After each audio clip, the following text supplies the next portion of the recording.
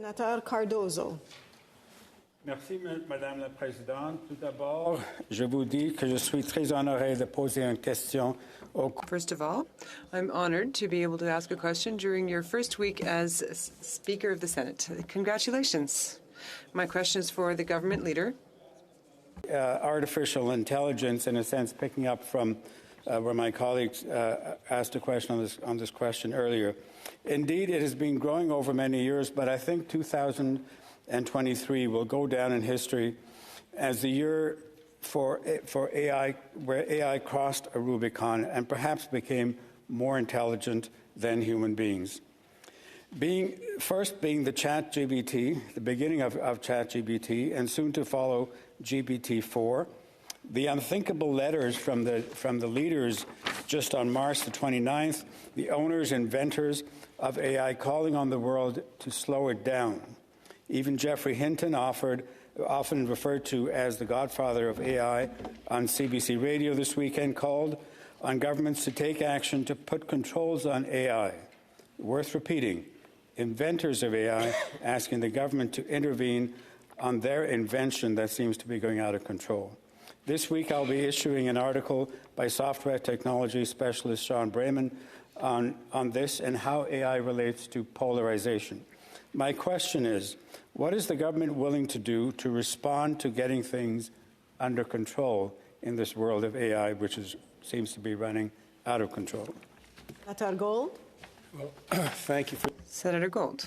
Colleagues, as you know, and as Senator Coyle referred to in her question, the government has tabled Bill C-27, which is the Digital Charter Implementation Act, part of which includes the Artificial Intelligence and Data Act.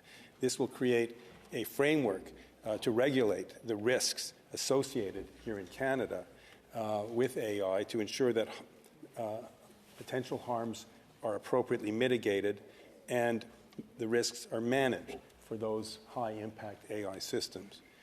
Furthermore, Minister Champagne, I am advised, recently convened an emergency meeting of Canada's Advisory Council on AI, specifically on the issue of generative AI, to gather experts' opinions to chart a path forward for Canada to ensure the responsible use of AI. Senator Cardozo. Senator Cardozo. Thank you, Madam Speaker. So let me ask by supplementary if I could drill down further on one of the issues that are raised in the paper I mentioned by Sean Brayman. He points to the estimates that between 400 and 800 million jobs will be lost across the world in the next short period due to AI. How should we all be preparing for this major change in society? And are you concerned that the massive economic change of this sort can lead to instability and polarization? Senator. That's a big question. As I mentioned in my answer to Senator Coyle, there's no question that if the Industrial Revolution transformed society in the past centuries, the information revolution, which began many decades ago, is now proving to be an even more potentially more dramatic and fast-paced transformation. And with transformations, there are dislocations and changes. And we are seeing that not only in this area, but we're seeing it in our economy as the world is shifting and beginning a shift from heavy reliance on fossil fuels to other forms of energy. The government